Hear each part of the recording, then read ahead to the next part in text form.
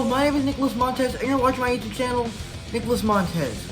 Okay, so I know, I kind of look sunburned, because I got a sunburn at Disney, but I'm back from a Disney trip, very exhausted, but I'm ready to talk about Falcon the Winter Soldier, Episode 2, the Star-Spangled Man, and, yeah, let's get into the episode review.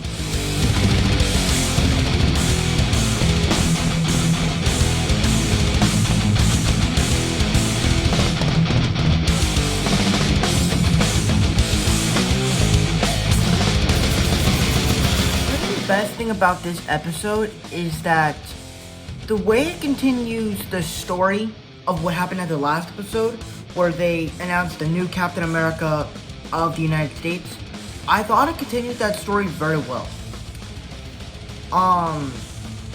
And I liked how, like, that first sequence where we get with John Walker, where he's actually nervous that he's actually gonna be the symbol of America, and like the new hero of everybody, like everybody expects him to be something more than what he already is. And it's a cool little arc, except that's what we already knew about with Steve, except with this character, we kind of realized it a little bit more. Another thing you gotta talk about is that the chemistry between Sam Wilson and Bucky is fantastic. Literally, there are a couple of new lines, but most of the lines are from the trailers. Are some of the funny lines, such as the big three, the staring contest, the vibranium arm and flying. Those jokes are all in the trailers. But there's a couple, but while they're doing the jokes, they do add some little things in it to make it laugh a little bit more. But it was still funny, even though I thought it was a lot more funnier in the trailers. Another thing you gotta talk about is that, spoiler warning, but I thought that this episode did a very good job of balancing this universe as bringing characters from the comics. Because really the two characters that everybody were talking about was Battlestar and Isaiah Bradley, which I thought was really cool that they brought them in. Battlestar was pretty cool. It definitely seemed like he was actually a comic book character. And then Isaiah Bradley, like, when Bucky went to go see him, Isaiah Bradley, and he was talking about that they met in 51 at the Korean War in Goyang. It's one of those things, it's kind of like the Ant-Man films, where you want to explore Hank Pym and Janet Van Dyne's past as Ant-Man and the Wasp, and it's like this. You want to see something like this where you could see Black Captain America and Winter Soldier go at it like that. Something that I actually really want to see. Much like the Ant-Man films, where I want to see Ant-Man, Hank Pym, and Janet Van Dyne's Wasp in action. It's just so awesome to me. Also, you gotta talk about some of the characters. I mean, some of the characters are just kinda really good. And I think that the way the story goes, once the plot line is finished, it kind of sets up the next plot line. And that's actually something pretty cool in this type of show.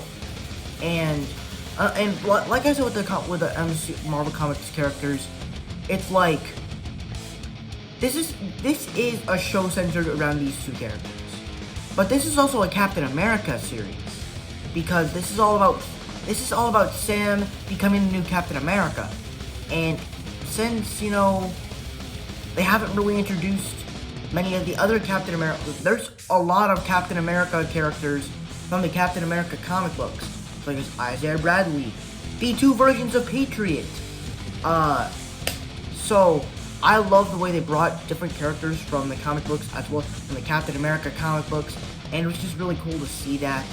And hopefully we actually get Isaiah Bradley in action, or I wonder if we do get it. And I actually like how we got, the thing of the Super Soldier Serum back in the MCU, because the only time we've ever really seen it was with Captain America, Winter Soldier, and the Super Soldiers that Karpov tested on. those 5 super soldiers from Civil War. But yeah, now let's get on to the bad.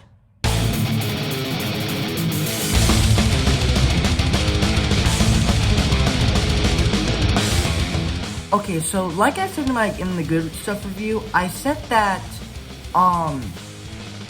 that the way it continues John Walker's story, the way it continues the new Captain America story, I think it was really good.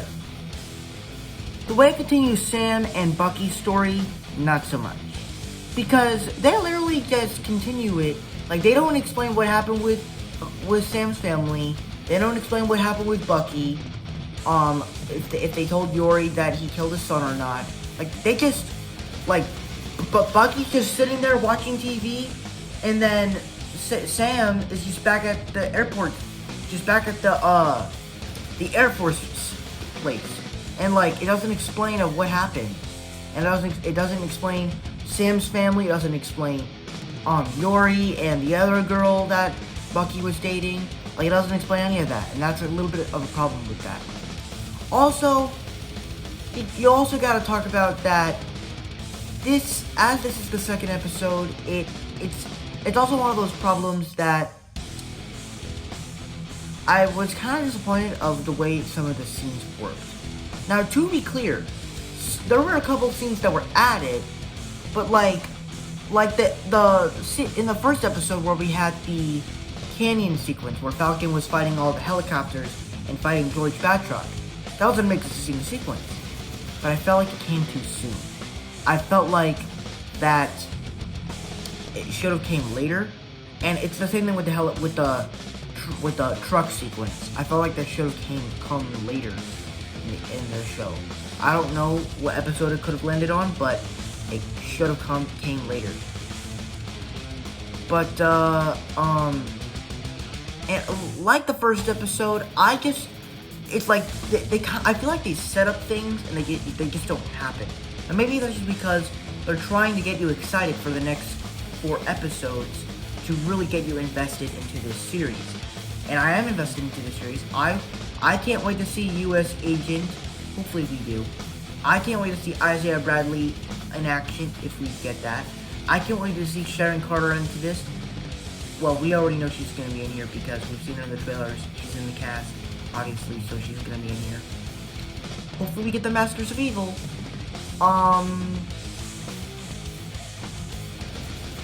Another thing before we end this, before we get to the scores, is that John Walker's character before he became the actual Captain America, before, basically during the Good Morning America interview, I liked his character, but then as he was trying to, team up with Sam and Bucky, he just seemed very, mean-spirited, and it's he's talking down on them, he's just Cap's wingman.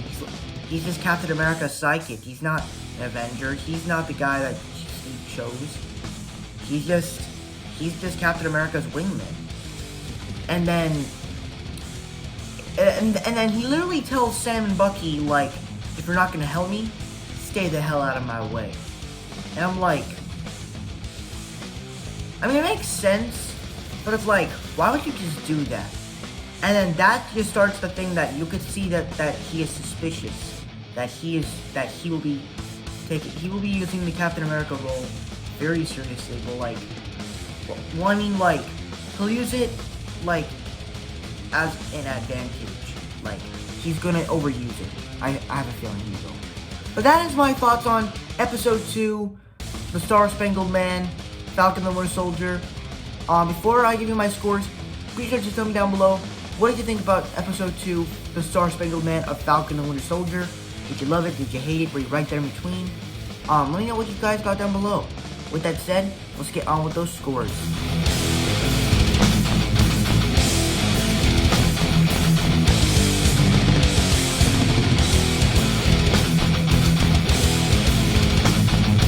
Alright, so that is it for my Falcon and Winter Soldier review.